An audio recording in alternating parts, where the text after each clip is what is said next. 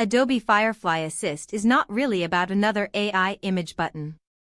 The daily life change is simpler. Creative work is moving from app hopping to asking.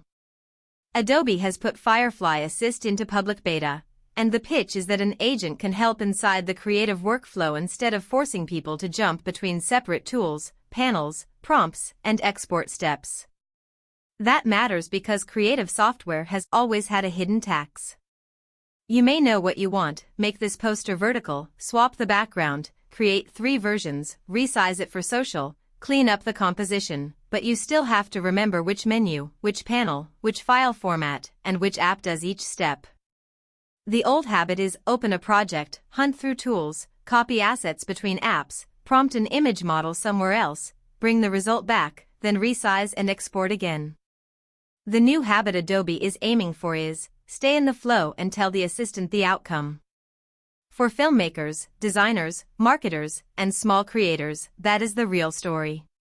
The value is not that AI makes one prettier image.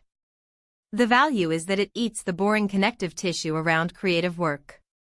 Who benefits first? People who already know the result they want, but do not want to babysit every tiny software step. Who gets squeezed?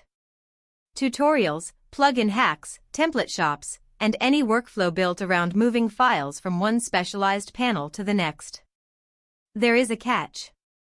Assistants are only useful if they understand the project context and produce controllable results. If the agent makes random creative choices, professionals will still reach for the manual controls. But if Firefly Assist can reliably handle the repetitive steps, variants, resizing, cleanup, rough layouts, export prep, then the interface changes. The question stops being, which tool do I click? It becomes, what do I want finished? That is why this is an everyday future story. Not because creativity becomes automatic overnight, but because the normal creative habit may shift from operating software to directing work. And once people get used to that, app hopping starts to feel like paperwork.